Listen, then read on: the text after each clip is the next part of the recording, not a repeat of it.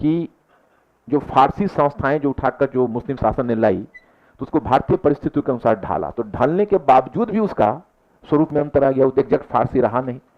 आप भले ही मलिक सॉरी अबू याकूब के किताबुल खराज से लैंड रेवेन्यू सिस्टम की प्योर ना ली, लेकिन आपको तो भारतीय परिस्थितियों के अनुसार वो नसक और कानकूत और बटाई ये सब पद्धतियां अपनानी पड़ी। मुस्लिम शरीयत कहता था राजस्व की बुराई उसकी राशि 1/5 होनी चाहिए, और इंडिया में तुमने देखा कि सुल्तानों ने आधा तक लिया।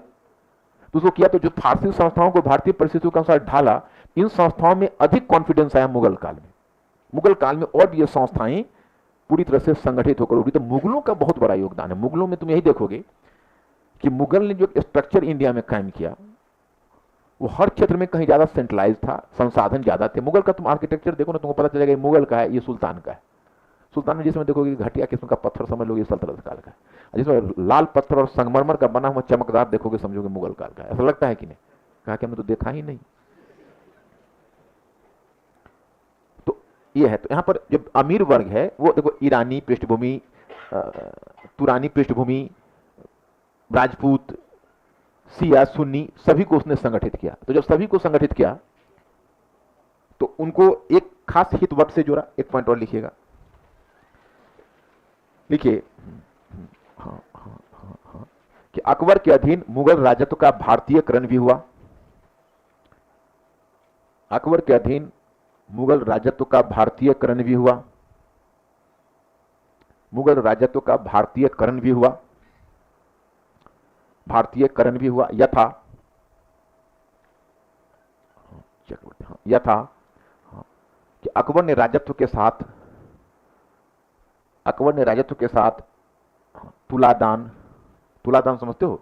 राजा को एक तराजू पर तोला जाता, दूसरे तराजू पर पैसे डाल के बराबर तोल के गरीबों में बांटा जाना, तुलादान। समझ रहे हो कि नहीं?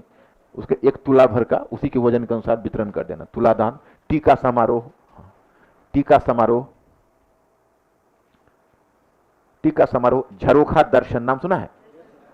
झरोखा दर्शन आदि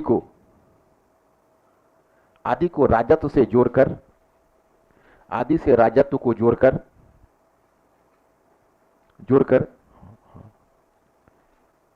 बादशाह को अर्धदैवी से जोड़कर बादशाह को अर्धदैवी चरित्र भी, बादशाह को अर्धदैवी चरित्र, अर्धदैवीय चरित्र, बादशाह को अर्धदैवीय चरित्र, अर्धदैवीय चरित्र से भी जोड़ा गया, अर्धदैवीय चरित्र से भी जोड़ा गया।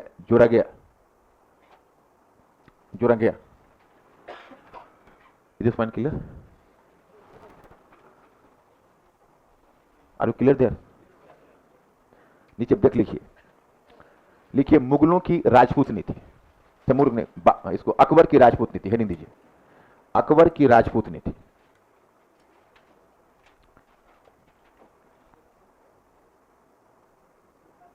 अकबर की राजपूत नीति लिखिएगा कि मुस्लिम शासन की स्थापना के काल से ही, मुस्लिम शासन की स्थापना के काल से ही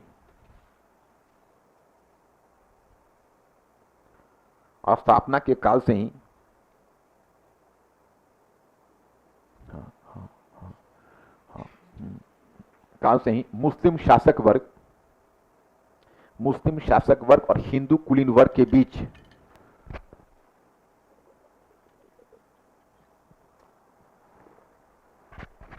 हिंदू कुलीन वर्ग के बीच परस्पर संबंध,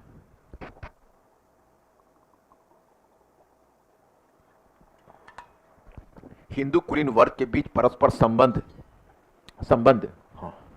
एक बड़ी चुनौती बनी रही थी। परस्पर संबंध एक बड़ी चुनौती बनी रही थी, एक बड़ी चुनौती बनी रही थी,